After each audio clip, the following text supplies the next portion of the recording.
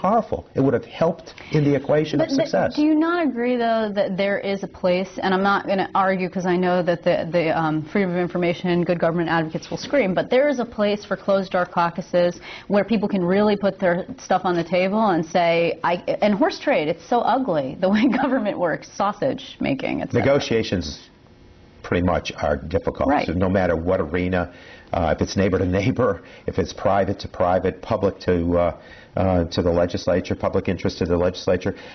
The point is that I think at very important junctures, if it wasn't all aired for the public, many of the important stops along the way should have been shared. Here's what's been dropped off the table and why. Explain, share your rationale. I think the public scrutiny would have helped tremendously because, again, across the board, all stripes are saying we want fair, we want balance, we want bold. We don't want Grover Norquist, we don't want professional lobbyists controlling the outcome. I expect for you to say, as a Democrat, the Republicans and Grover Norquist and too much outside influence, etc. But there are now Republicans who, like John Boehner, who are saying the president failed to do what he should have done here. He failed to lead. What do you say to that? Look, Congress helped initiate this deal where you had the committee of 12, the super committee. Right. The votes were taken. A majority of members of the House of Representatives and the United States Senate said yes to something. So it's not whether the president is dealing with something, it's whether or not you set yourself up for failure. And I think this process, especially when you remove the public scrutiny, 12 people can meet, but if you add the floodlights, if you really shed the light, then you have a pressure point. So he didn't have any role as an executive to step in and say... Well, yeah, he talked about, he shared his thinking. And I think the bully pulpit of the presidency is very powerful. Yeah. He attempted to share, and he did very well, share the message with the public about balance, revenues. When you have people stepping up, millionaires and billionaires stepping up to camera saying in joint conference here. Tax me. Yeah. Tax me. I mean, right. Everyone is suggesting there's unfairness. And how can 12 people... or fewer than 12, because I'm sure in that block of 12 were many who said, let's do revenues. But how can enough people say... revenues were on the table, right? I mean, at some point, now we're into the blame game, so I don't even know how worth it is. I think the blame is a failed system. Right. That's what you blame, and it needs to be fixed. And the emphasis of a Grover Norquist or anyone that has such deep pockets in mind that are being spoken for, we need to make certain that corporate loopholes are closed. We're going to continue to provide subsidies now for the profitable oil companies, record profitable oil companies. We're going to continue along with this millionaire, billionaire tax relief.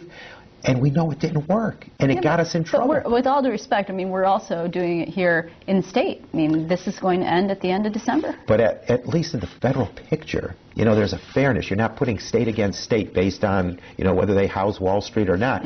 Here you have an opportunity to be fundamentally fair. And, when you look at it, and you say, okay, how can we do this in the best possible way? And you do it in a way that suggests the middle class has been oversaturated.